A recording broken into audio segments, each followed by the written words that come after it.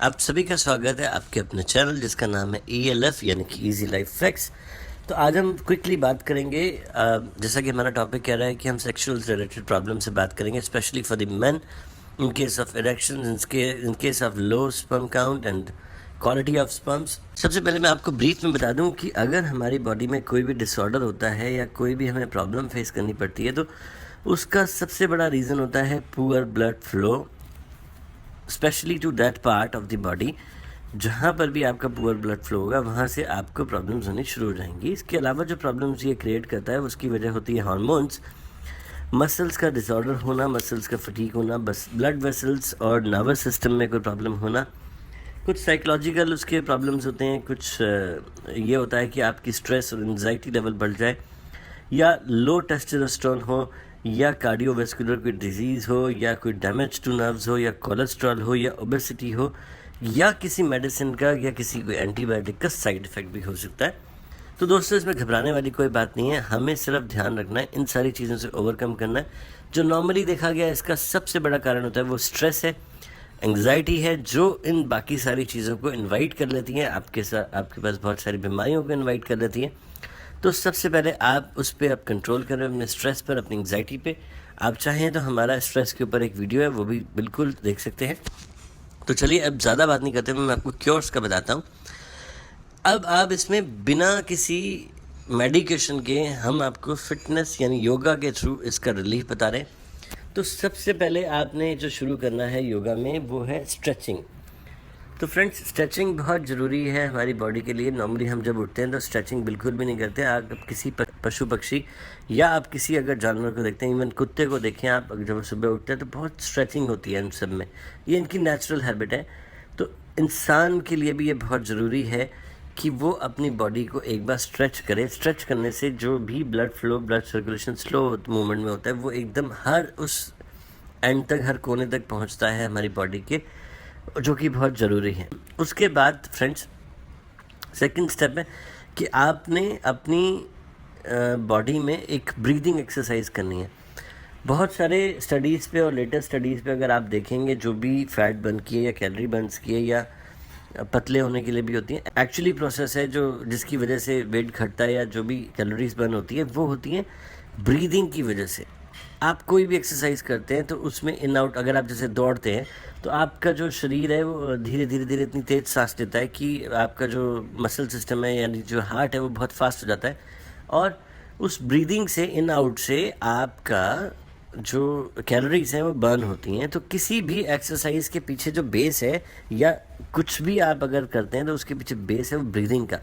तो योगा में आप ब्रीदिंग को बहुत अच्छे से करें, कंट्रोल करें। अगर आप सही स्टेप्स ले रहे हैं ब्रीदिंग करते हुए तो वो योगा आपके लिए बहुत इफेक्टिव है। इजी से इजी एक्सरसाइज कोई आप करेंगे, आसन करेंगे तो आपके पसीने छूट जाएंगे उसमें, अगर आपकी ब्रीदिंग ठीक है तो दोस्तों ब्रीदिंग के लिए ये ज़रूरी है कि आप ज़ोर से सांस लें और अपने फेफड़ों में जितना फ्रेश ऑक्सीजन भर सकें आप भरें, और उसके बाद आप जितना उसे होल्ड कर सकें वो होल्ड करें, फिर आप उसे रिलीज़ कर दें।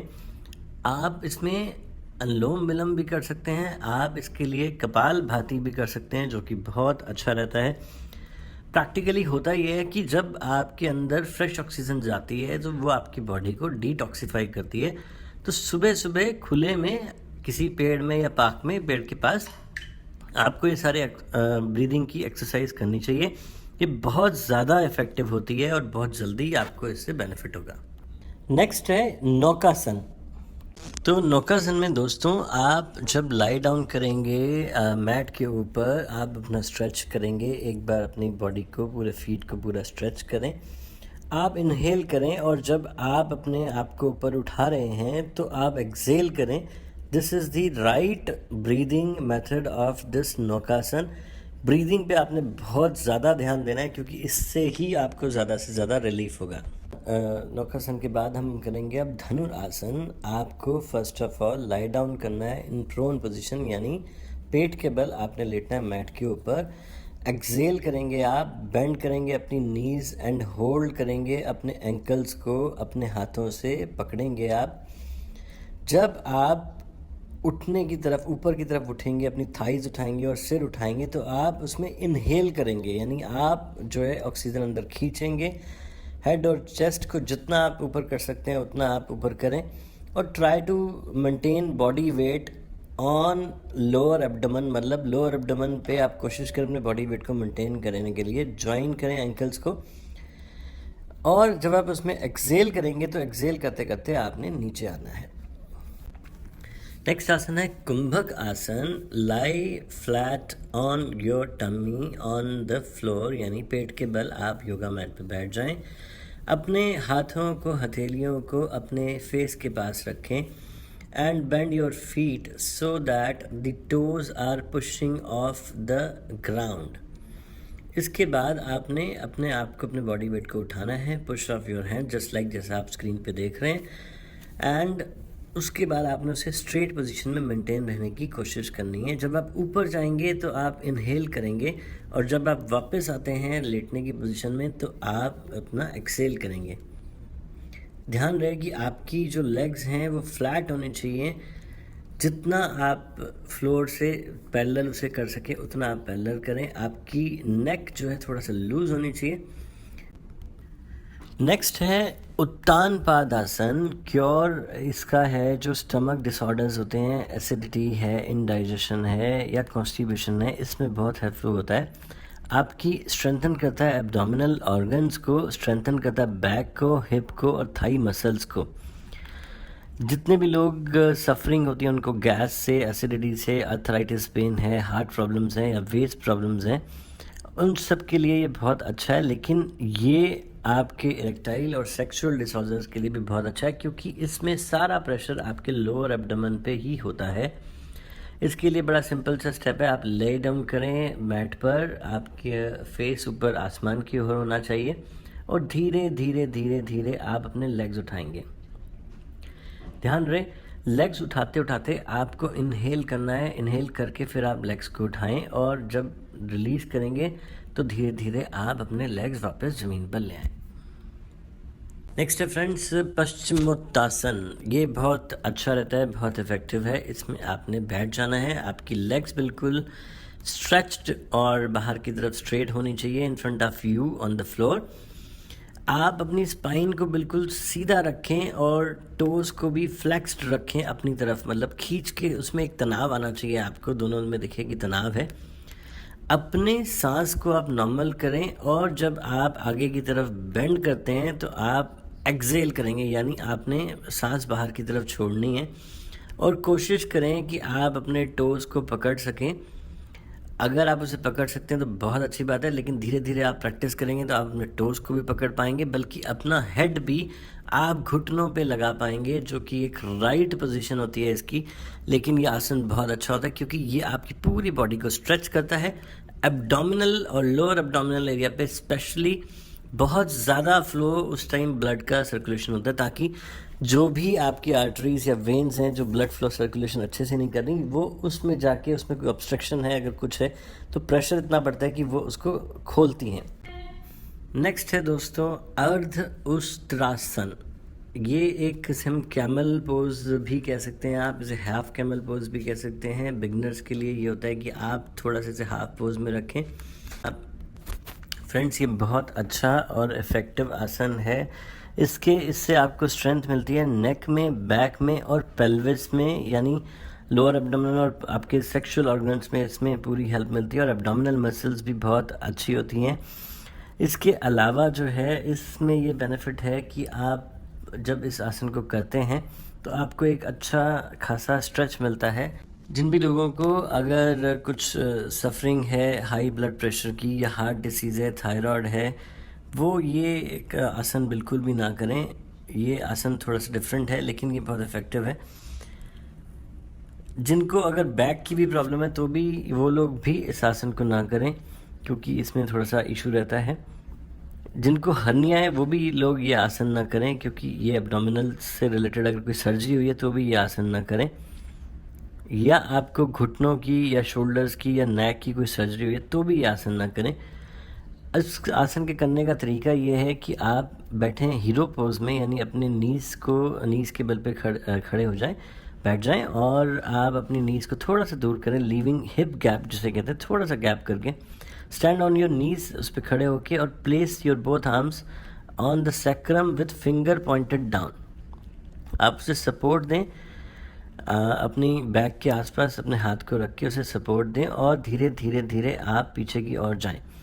ध्यान रहिए, आपने धीरे धीरे जब आप पीछे की ओर जा रहे हैं तो आपने इनहेल करना है, जैसे जैसे आगे आएंगे आपने एक्सहेल करना है।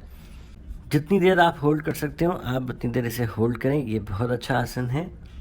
अगर आप इसकी एक्सटेंशन पोजीशन में जाते हैं और आप अपनी एड़ियों पर हाथ लगा सकते हैं और एड़ियों के बल पकड़ सकते हैं तो आप पूरा ये आसन कर पाएंगे। और तो अगर आप कोशिश कर सकते हैं वो भी कर सकें तो बिल्कुल करें, नहीं तो आप जितना कर सकते हैं उतना करें। कभी भी योगा ज़बरदस्ती नहीं करना चाहिए। अब बात कर रहे हैं दोस्तों हम अर्ध चंद्रासन की, जिसको हाफ मून पोज भी कहा जाता है। इस आसन को करने के लिए आपको खड़े होना है, खड़े होकर ये आसन होता है। इसके लिए आपको दोनों लेग्स पर अच्छे से सीधे खड़े हो जाना है। फर्स्ट, दोनों हाथों को कमर में रख के और नेक बिल्कुल सीधी रखें और नज़र सामने की ओर होनी चाहिए आपकी। दूसरा स्टेप है, फिर दोनों पैरों को 1 फीट की दूरी में रखें, या कंफर्टेबली आप जितना कर सकते हो उतनी फीट की दूरी में रखें। इसके बाद राइट हैंड को अपर उठाते हुए शोल्डर तक लाएं और हथेलियों को आसमान की ओर करें और दूसरा हाथ कमर में ही रहेगा। तीसरा स्टेप है, जब आपका राइट हैंड कान और सिर से बिल्कुल सीधा हो तब कमर से लेफ्ट की ओर साइड बेंड होना शुरू करें। शुरू में आप जितना कर सकते हैं उतना आप करें, जहां आपको लगे गलत हो रहा है वहीं उस आसन को छोड़ सकते हैं आप। ऐसा करते टाइम आपका लेफ्ट हैंड ऑलरेडी नीचे की ओर खिसकता जाएगा और आप उसकी सपोर्ट लेके धीरे धीरे इसे करें। जितना हो सके इस लेफ़्ट साइड में बेंड होएं और इस अर्ध चंद्रासन के पोज में कम से कम 30 से 40 सेकंड तक रहें। वापस आने के लिए धीरे धीरे सीधे खड़े हो जाइए। राइट हैंड को भी ऊपर से नीचे ले आइए। सेम आपको यही पोज अब दूसरी साइड भी बेंड करना है। इस आसन को 4 से 5 बार करने में बेनिफिट बहुत होता है। आइए बताते हैं इसके फ़ायदे। इस आसन को करने से आपके लेग्स, एंकल्स, एब्डोमेन, बटॉक्स और स्पाइन को मजबूती मिलती है। स्पाइन को मजबूती मिलती है मतलब स्पाइन के पास इतनी नसेज होती हैं, इतनी वेन्स, इतनी नर्व्स होती हैं, अगर उनको स्ट्रेच मिलेगा तो उससे रिलीज़ होगा, आपका ब्लड सर्कुलेशन बहुत अच्छा होगा और शोल्डर्स और स्पाइन अच्छे स्ट्रेच होते हैं इसमें। हिप्स और चेस्ट ओपन होते हैं, आपके बॉडी का बैलेंस और कोऑर्डिनेशन बिल्ड होता है इससे। डाइजेशन इम्प्रूव होता है। टेंशन, थकान, कमर दर्द, गैस की प्रॉब्लम, पीरियड्स में भी होने वाले पेन की सब प्रॉब्लम्स को दूर करता है ये आसन। इस आसन से नी, ब्लैडर, किडनी, छोटे आते, लीवर, चेस्ट, लंग्स और नेक तक के सारे बॉडी पार्ट्स पर इफ़ेक्ट होता है। दोस्तों ये कुछ इफ़ेक्टिव रेमेडीज़ हैं, आप इसे एक बार करके देखें। आप अगर चाहें तो हमारा एक और वीडियो है जो इरेक्शंस के रिलेटेड फूड और उसके लिए आपके जो रेमेडीज़ हैं उसके लिए भी है, आप उस पर भी क्लिक कर सकते हैं। तो हमारा एपिसोड कैसा लगा कृपया अगर पसंद आया तो लाइक करें और जिनको इसकी ज़रूरत हो, आपको लगता है कि जिनके साथ शेयर करना चाहिए उनके साथ ज़रूर शेयर करें। हमारा चैनल इतना पॉपुलर नहीं है, अगर आपने लाइक या शेयर या सब्सक्राइब नहीं किया होगा तो आप इस वीडियो को दोबारा नहीं देख पाएंगे।